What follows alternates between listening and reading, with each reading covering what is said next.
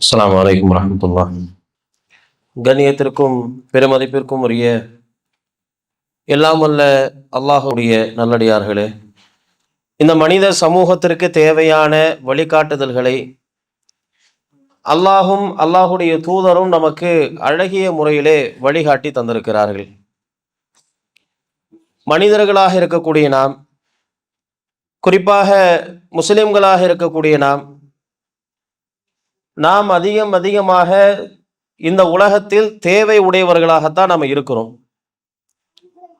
நம்முடைய தேவையை பூர்த்தி செய்து கொள்வதற்காக, அல்லது நமக்கு ஏதேனும் பொருளாதாரம் வருவதற்காக, நமக்கு ஏதேனும் நோய்வாய்ப்பட்டிருந்தால் அந்த நோயை போக்கிக் கொள்வதற்காக நாம் அதிகமாக அல்லாஹ்விடத்தில் கையேந்தி பிரார்த்தனையிலே நாம் ஈடுபடுகிறோம்.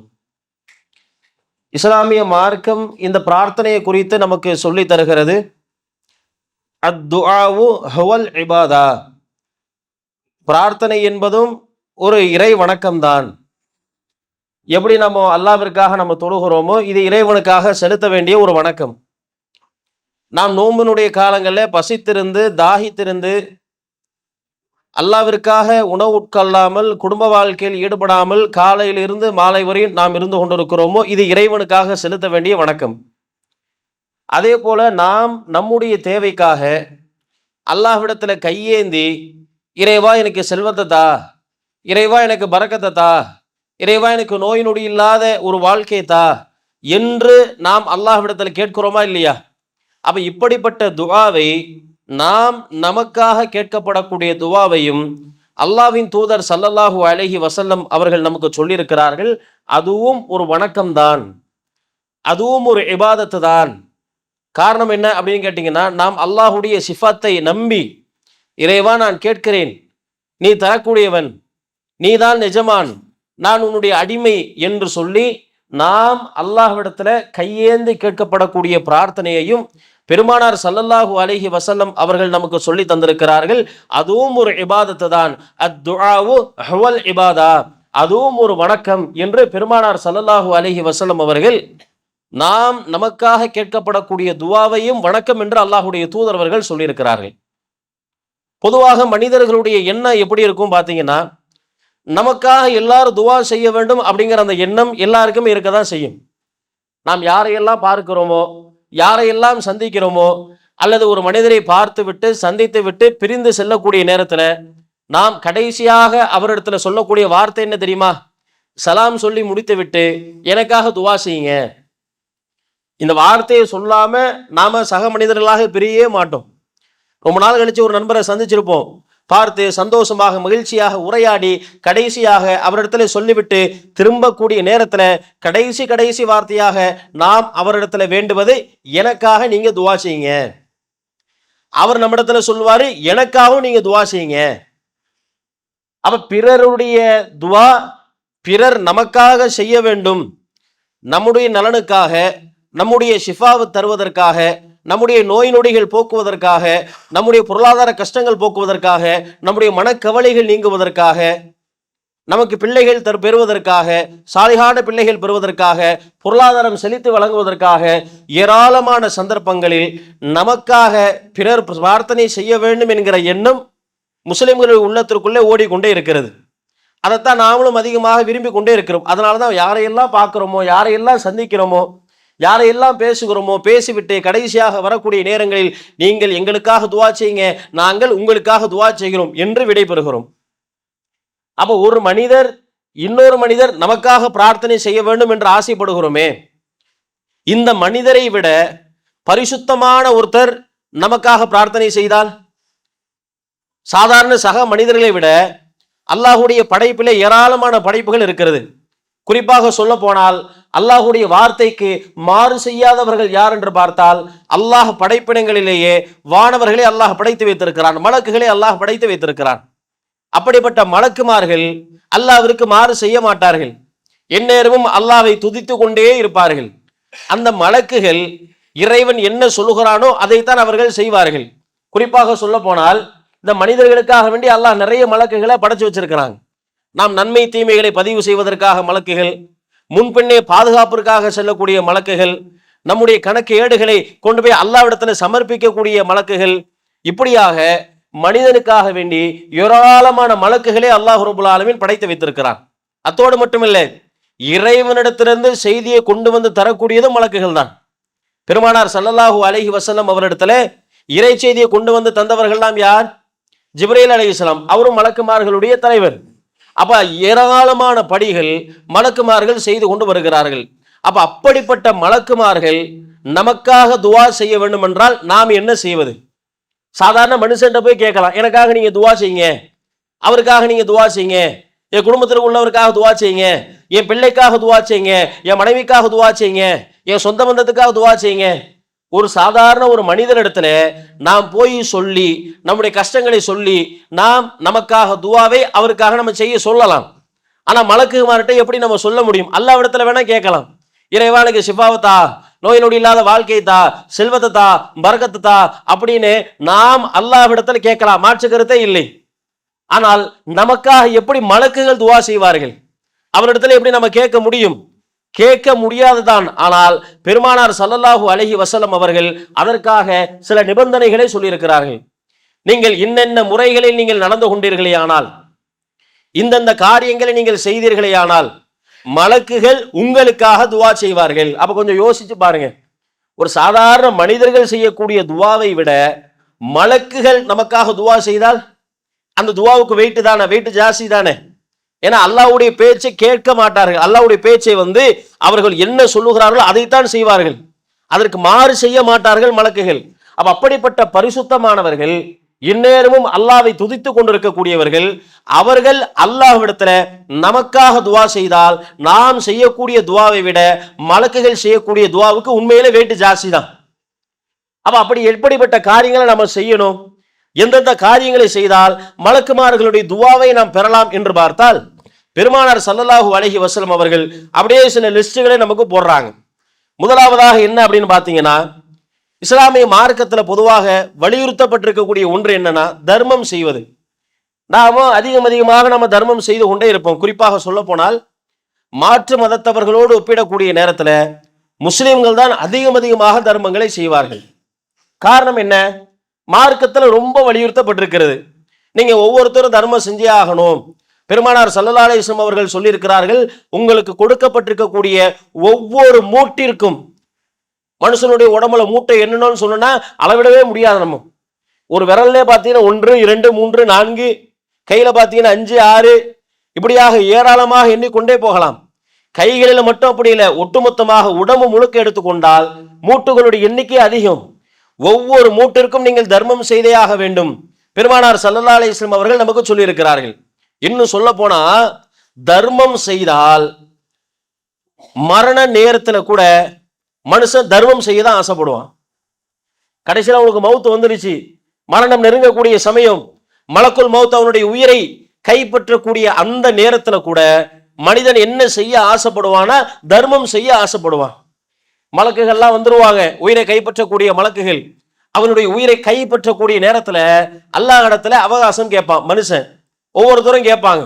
அல்லாஹ் திருமறை குர்ஆன்ல அல்லாஹ் ரப்பல் ஆலமீன் நமக்கு அப்படியே விவரிக்கிறான். யகூலு ரப்பி லவ்லா அஹ்ரத்தினி இலா அஜ்லின் கரீப், இறைவா எனக்கு கொஞ்ச நேரம் அவகாசத்தா, ஃபஸத்தக வ அகும் மின ஸாலிஹீன், நான் சேர்த்து வைத்திருக்கக்கூடிய செல்வங்களை எல்லாம் தர்மம் செய்துவிட்டு நல்ல அடியானாக, சாலிஹான அடியானாக இறைவா உன் முன்னால் வந்து விடுகிறேன். உலகத்துல வாழும் பொழுது எனக்கு வேணும், என் குடும்பத்துக்கு வேணும், என் சொந்த பந்தத்துக்கு வேணும், என் பிள்ளைகளுக்கு வேணும் என்று சேர்த்து வைத்தவன், கஞ்சத்தனம் செய்தவன், அவனுக்கு உயிர் போக போகுது அப்படிங்கிற அந்த கட்டத்துல என் பிள்ளைக்கு வேணாம், என் பொண்டாட்டிக்கு வேணாம், என் குடும்பத்துக்கு வேணாம், எல்லாத்தையும் தர்மம் செஞ்சிடுறேன், நான் சாலியாக அடியாக நான் மாறி விடுகிறேன். அல்ல யாருக்கு அவகாசத்தை தரவே மாட்டான். அவர்களுக்குரிய நேரம் வந்து விட்டால் ஒரு நிமிஷம் முந்தவும் படாத பிந்தவும் படாது, அவருடைய கதை முடிஞ்சிருச்சு, அவ்வளவுதான். அப்ப மனிதனுடைய ஆசை எதை நோக்கி இருக்கிறது என்று சொன்னால், மரணம் நெருங்கக்கூடிய தருணத்துல கூட மனிதன் தர்மம் செய்யத்தான் ஆசைப்படுகிறான். அப்ப அப்படிப்பட்ட தர்மம் என்பது இஸ்லாத்துல ரொம்ப வலியுறுத்தப்பட்டிருக்கிறது. பெருமானார் ஸல்லல்லாஹு அலைஹி வஸல்லம் அவர்கள் சொன்னார்கள், ஒவ்வொருத்தரும் தர்மம் செஞ்சுதான் ஆகணும். எனக்கு இவ்வளவுதான் இருக்குது, நான் இவ்வளவுதான் சம்பாதிக்கிறேன் அப்படின்னு யாருமே அதற்கு விதிவிலக்கே கிடையாது. 5000 சம்பாதிக்கிறேன்னா அதுக்கேற்ற மாதிரி தர்மம் செய்யணும். 10,000 சம்பாதிக்கிறனா அதுக்கேற்ற மாதிரி தர்மம் செய்யணும். அல்லாஹ்வுடைய தூதர்கிட்ட ஒரு மனிதர் வருகிறார். தான் போட்டிருக்கக்கூடிய உடையை தவிர அவர்கிட்ட இருக்கக்கூடிய சொத்துன்னு எடுத்துக்கிட்டீங்கன்னா ஒரே ஒரு பேரிச்சம்பழத்தை கொண்டு வருகிறார். பெருமானார் ஸல்லல்லாஹு அலைஹி வஸல்லம் சொல்றாங்க, இத்தகின்னார், நரக நெருப்பிலிருந்து உன்னை நீ பாதுகாத்துக்கொள். வலவு பிஷிக்கி தம்ரா, அந்த பேரிச்சம்பழத்துல ஒரு பகுதியை தர்மம் செய்தாவது நீ நரக நெருப்பிலிருந்து பாதுகாத்துக்கொள் என்று பெருமானார் ஸல்லல்லாஹு அலைஹி வஸல்லம் அவர்கள் சொல்லியிருக்கிறார்கள். அப்ப அப்படிப்பட்ட தர்மம் இந்த உலகத்திலே நம்மை காக்கும், நாளைக்கு மறுமையில அளப்பெரிய நன்மைகளை நமக்கு கொண்டு வந்து தரும். அத்தோடு மட்டும் இல்லாமல் மலக்குமார்களுடைய துவாவை நமக்கு இந்த தர்மம் பெற்று தரும். எப்படி பெற்று தரும்?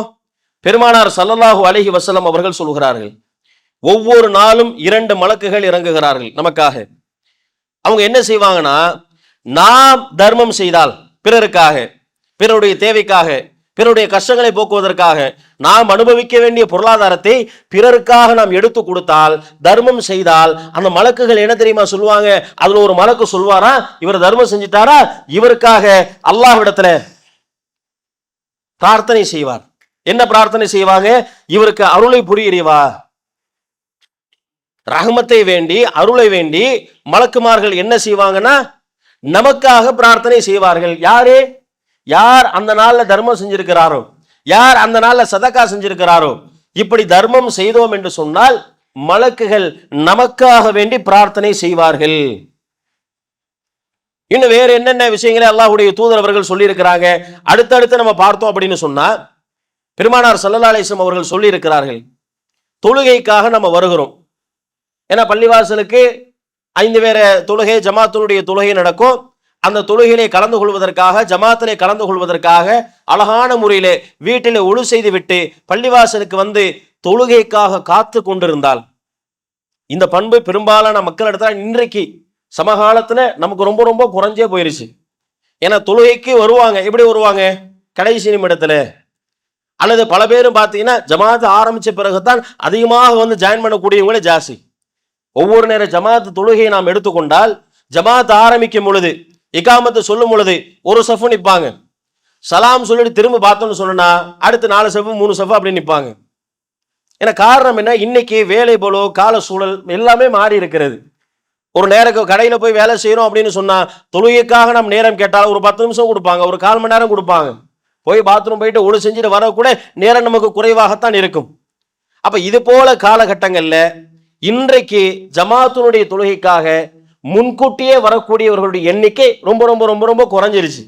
ஆனா பெருமானார் ஸல்லல்லாஹு அலைஹி வஸல்லம் அவர்கள் நமக்கு சொல்லி இருக்கிறார்கள், இந்த ஜமாத்துடைய தொழுகைக்காக பள்ளிவாசலுக்கு நல்ல முறையில ஒழு செய்து விட்டு அவர் அழகான முறையில வந்து தொழுகைக்காக காத்து கொண்டிருந்தாரே ஆனால், தொழுகை 1:15 மணிக்கு தொழுகை நடக்குது, 1:30 மணிக்கு தொழுகை நடக்குதுன்னா 1 மணிக்கெல்லாம் நம்ம வந்துட்டோம், தொழுகைக்காக காத்து கொண்டிருக்கிறோம் என்று சொன்னால், பெருமானார் ஸல்லல்லாஹு அலைஹி வஸல்லம் அவர்கள் சொல்லுகிறார்கள், அவர் தொழுது கொண்டிருப்பதாவே அர்த்தம்.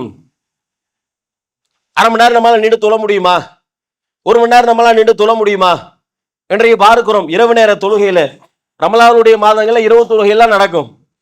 தொழுகை இமாமே ஒரு 1/4 மணி நேரம் நீட்டி தொலை வச்சுட்டாருன்னா அடுத்த நைஸா போய் இமாம்கிட்ட சொல்லுவோம், பாய் கொஞ்சம் சின்ன சூறாவா ஓதுங்க, நிக்க முடியல, கஷ்டமா இருக்குது. இமாமு அந்த 8 ரக்காயத்து தொழுகையே, இரவு நேர தொழுகையே 1.5 மணி நேரம் 2 மணி நேரம் தொலை வச்சுட்டாருன்னா அடுத்த நாள் சில மக்கள் பாதி பள்ளிவாசலே காணாம போயிடும். காரணம் என்னன்னா ரொம்ப நீட்டி தொலை வைக்கிறாங்க, நிக்க முடியல. அப்போ ஒரு 1/4 மணி நேரம், ஒரு 1/2 மணி நேரம், ஒரு 1 மணி நேரம் நம்மால நின்று தொழவே முடியாது, கஷ்டம், நிக்க முடியல. ஆனா வியாபாரத்திற்கு நிறைய நிற்போம். வியாபாரத்துக்கு செய்ய சொன்னா 10 மணி நேரம் 12 மணி நேரம் நின்று வியாபாரம் செய்வோம். ஆனா தொழுகைக்கு நிற்பதற்கு நமக்கு கஷ்டமாக இருக்கிறது.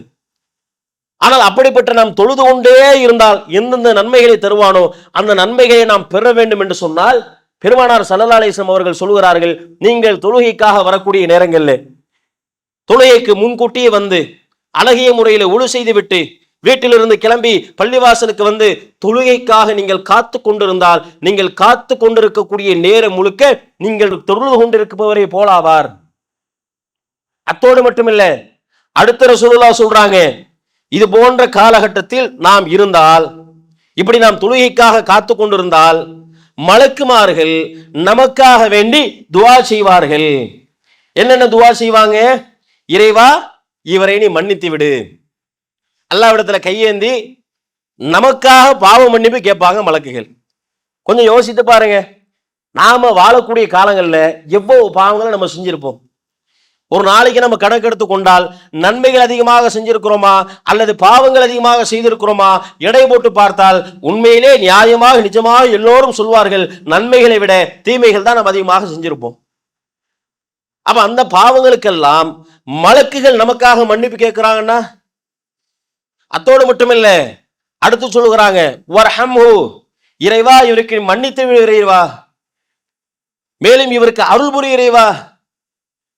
பாவ மன்னிப்புக்காக வேண்டி துவா செய்வதோடு மட்டுமல்லாமல் நமக்கு அருளை வேண்டி, அல்லாஹ்வுடைய ரஹமத்தை வேண்டி மலக்குகள் நமக்காக அல்லாஹ்விடத்துல துவா செய்வார்கள். எப்போ? தொழுகைக்காக நம்ம காத்து கொண்டு இருக்கிறோம்ல, பள்ளிவாசலுக்கு வந்து ஜமாத்தினுடைய தொழுகைக்காக முன்கூட்டியே வந்து நாம் அமர்ந்து தொழுகைக்காக காத்து கொண்டிருந்தால் பெருமானார் ஸல்லல்லாஹு அலைஹி வஸல்லம் சொல்கிறார்கள், மலக்குகள் நமக்காக துவா செய்வார்கள். இறைவா இவரை மன்னிச்சிரு இறைவா, இறைவா இவருக்கு நீ அருள் புரி இறைவா. அத்தோடு மட்டுமில்ல, அடுத்தும் அல்லாஹ்வுடைய தூதரவர்கள் சொல்கிறார்கள், தொழுகை முடிஞ்சிருச்சு. பொதுவாக தொழுகை முடிஞ்ச உடனே நாம் என்ன செய்வோம்? சில பேர் திக்ர்கள் ஓதுவாங்க, சில பேர் துவா கேட்பாங்க, பல பேர் எந்திரிச்சு போயிடுவாங்க. அடுத்து அல்லாஹ்வுடைய தூதரவர்கள் சொல்கிறார்கள், தொழுகை முடிந்ததற்கு பிறகு அதே இடத்திலேயே அமர்ந்திருக்கிற வரைக்கும் எவ்வளவு நேரம் நாம் அமர்ந்திருக்கிறோமோ அவ்வளவு நேரம் முழுக்க மலக்குகள் மீண்டும் அல்லாஹ்விடத்திலே துவா செய்வார்கள். இறைவா இவருக்கு நீ அருள் புரி, இறைவா இவருக்கு நீ ரஹமத் செய். அப்ப கொஞ்சம் யோசித்து பாருங்க, மலக்குமார்களுடைய துவா நாம் பெற வேண்டும் என்றால், மலக்குகள் நமக்காக துவா செய்ய வேண்டும் என்றால், நாம நமக்காக தொழுதாலே, தொழுகைக்காக பள்ளிவாசலுக்கு வந்தாலே, தொழுகைக்காக காத்து கொண்டிருந்தாலே, தொழுகை முடித்த உடனேயே அங்கே அமர்ந்திருந்தாலே நமக்காக மலக்குகள் துவா செய்வார்கள். ஆனா இந்த பண்பு நம்ம இடத்துல ரொம்ப ரொம்ப ரொம்ப ரொம்ப குறைஞ்சு இருக்கிறத பார்க்க முடியுது. தொழுகை முடிச்சிட்டாலே அடுத்து எப்ப வீட்டுக்கு போலாம், அடுத்து எப்ப வேலைக்கு போலாம், அடுத்து என்ன வேலைகளை பார்க்கலாம், சலாம் சொல்லி முடிச்ச உடனே திரும்பி பார்த்தா பாதி பேர் இருக்க மாட்டாங்க. அப்ப இதையெல்லாம் தவிர்த்து கொள்ள வேண்டும். அப்ப மலக்குமார்களுடைய துவா நமக்கு வேண்டும் என்று சொன்னால், இது போன்ற வழிமுறைகளை நாம் கடைபிடித்தால் மலக்குகளுடைய துவா நமக்கு கிடைக்கும் என்று பெருமானார் ஸல்லல்லாஹு அலைஹி வஸல்லம் அவர்கள் நமக்கு சொல்லி தந்திருக்கிறார்கள். அதே போல மலக்குகளுடைய துவா நமக்கு வேண்டும் என்றால் நாம பிறருக்காக அதிகமாக துவா செய்யக்கூடிய அந்த வழிமுறையை நாம் வளர்த்து கொள்ள வேண்டும். பெருமானார் ஸல்லல்லாஹு அலைஹி வஸல்லம் அவர்கள் நமக்கு சொல்கிறார்கள், நம்முடைய நண்பரோ நம்முடைய உறவினரோ நமக்கு தெரிந்தவரோ அவர் இல்லாத சமயத்துல, கண்ணுக்கு முன்னாடி இல்லாத சமயத்துல நாம் அவருக்காக துவா செய்தால், ஏன்னா சில பேர் அவங்க முன்னாடி துவா செஞ்சா கூட ஒரு மோசடி மாதிரி ஆயிரும். அவர் பக்கத்திலே உட்கார்ந்துருக்கா, இறைவா இவருக்கு நீ பரக்கத் செய்யறிவா, இறைவா இவருக்கு பிள்ளைய கூட இறைவா, அவருடைய மனசுக்குள்ள பரவாயில்லப்பா நமக்கா இவ்வளவு துவா செய்யறாரு, ஒரு நல்ல எண்ணம் வரும், ஒரு மோசடி மாதிரி கூட மாறும். அவர் இல்லாத சமயத்தில், அவர் கண்ணுக்கு முன்னாடி கிடையாது, ஏதோ ஒரு சந்தர்ப்பத்துல பேசும் பொழுது அவர் இந்த கஷ்டத்தை சொல்லியிருப்பாரு, மனசுக்குள்ள ஞாபகத்து வரும். நாம் கையேந்தி அவருக்காக துவா செய்தால், நம்முடைய சகோதரருக்காக துவா செய்தால் மலக்குகள் என்ன தெரியுமா செய்வாங்க? ஆமீன் சொல்வார்கள். நம்முடைய நண்பரோ சொந்த பந்தமோ தெரிஞ்சவங்களோ நம்மள்ட்ட வந்து பேசியிருப்பாங்க, ரொம்ப கஷ்டமா இருக்குதுங்க, ரொம்ப வறுமையா இருக்குது, பொருளாதாரமே இல்லாத சூழலா இருக்குது, வியாபாரமே எதுவுமே ஓடாம இருக்குது, என்னுடைய வியாபாரத்துல பரக்கத்தை வேண்டி எனக்காக நீ அல்லாஹ்விடத்துல துவா செய்யுங்களேன்னு கேட்டிருப்பாரு. திடீர்னு நமக்கு ஞாபகம் வந்திருக்கும், தொழுகை முடிச்ச உடனே அல்ல அல்லாஹ்விடத்துல கையேந்தின உடனே நாம அவருக்காக துவா கேட்டிருப்போம், இறைவா இது போல அவர் சொல்லி இருக்கிறாரு, அவருடைய கஷ்டங்கள் போக்குவதற்காக அவருடைய வியாபாரத்துல பரக்கத்து தா இறைவா நம்ம கேட்போம். மலக்குகள் என்ன தெரியுமா செய்வாங்க? ஆமீன் சொல்லுவாங்க. இறைவா அவர் கேட்டது அப்படியே நடக்கட்டும். அத்தோடு மட்டுமில்லாமல் மலக்குகள் நமக்காக வேண்டி துவா செய்வாங்க, இறைவா இவருக்கு நீ பரக்கத்தை தா. பிறருக்காக நோய் நொடிக்காக வேண்டி நம்ம துவா செய்வோம், இறைவா நோயில கஷ்டப்பட்டு கொண்டிருக்கிறார், நோயில துடித்துக் கொண்டிருக்கிறார், அந்த நோயை போக்குவதற்காக இறைவா நீ ஷிஃபாவத்தா, இவருக்கு நோய் நொடியை போக்குவதற்காக இறைவா நான் உன்னிடத்துல துவா செய்கிறேன் என்று நாம அல்லாஹ்விடத்துல பிறருக்காக, நம்முடைய சொந்த பந்தத்துக்காக, நம்முடைய சகோதரருக்காக, நம்முடைய முஸ்லிமுக்காக நாம் துவா செய்தால் மலக்குகள் ஆமீன் சொல்வார்கள். அத்தோடு மட்டுமில்லாமல் இறைவா இவருடைய நோய் நொடி நீ போக்கு, நம்முடைய உடம்புல நோயே இல்லையா, நம்ம எல்லாருமே பர்ஃபெக்டா இருக்கிறோமா? நமக்கு கஷ்டங்கள் இல்லையா? நமக்கு துன்பங்கள் இல்லையா? நமக்கு தேவைகள் இல்லையா? அப்ப நாம் பிறருக்காக துவா செய்தால், நாம் பிறருடைய கஷ்டங்களை போக்குவதற்காக துவா செய்தால், பிறருடைய நோய் நொடிகளை போக்குவதற்காக துவா செய்தால், பிறருடைய துன்பங்களை நீங்குவதற்காக துவா செய்தால், பிறருக்கு மனக்கவலையை போக்குவதற்காக துவா செய்தால், இதற்கெல்லாம் வேண்டி பிறருக்காக நாம் துவா செய்தால் மலக்குகள் அது அப்படியே ஆகட்டும் ஆமீன் சொல்வார்கள். சொல்வதோடு மட்டுமல்லாமல், இறைவா இதையும் இவருக்கு தா. நம்ம பொருளாதாரத்தை வேண்டி பிறருக்காக துவா செய்தால் நமக்கு பொருளாதாரத்தை வேண்டி மலக்குகள் நமக்காக துவா செய்வார்கள். பிறருடைய நோய் நொடிகளை போக்குவதற்காக நாம் பிறருக்காக துவா செய்தால் மலக்குகள், இறைவா இவருடைய நோய் நொடியை நீ போக்கு இறைவா என்று மலக்குகள் நமக்காக துவா செய்வார்கள். அப்ப யோசித்து பாருங்கள் மக்களே, பிறர் நமக்காக துவா செய்வதை விட மலக்குகள் நமக்கு துவா செய்ய வேண்டும் என்றால் நாம் பிறருக்காக துவா செய்ய கடமைப்பட்டிருக்கிறோம். அப்ப இது போன்ற சந்தர்ப்பங்கள்ல நாம் மலக்குமார்களுடைய துவாவை நாம் பெற வேண்டும் என்றால் நாம் பிறருக்காக துவா செய்ய வேண்டும். தொழுகைக்கு முன்கூட்டியே வர வேண்டும். தொழுகை முடிச்சு நாம் அங்கேயே அமர்ந்திருக்க வேண்டும். அதிகமாக நாம் தர்மம் செய்ய வேண்டும். அப்ப இது போன்ற வழிமுறைகளை நாம் செய்தோம் என்று சொன்னால் மலக்குமார்களுடைய துவாவை நாம் பெற முடியும். அப்படிப்பட்ட துவாவை பெறக்கூடிய நன்மக்களாக இருக்க வேண்டும். வல்ல ரஹ்மான் அப்படிப்பட்ட நல்லருள் பாக்கியத்தை நாம் அனைவருக்கும் தந்தருள் புரிவானாக. வாஹிரு தஅவானா அல்ஹம்துலில்லாஹி ரப்பில் ஆலமீன். அஸ்ஸலாமு அலைக்கும் வரஹ்மத்துல்லாஹி வபரகாத்துஹு.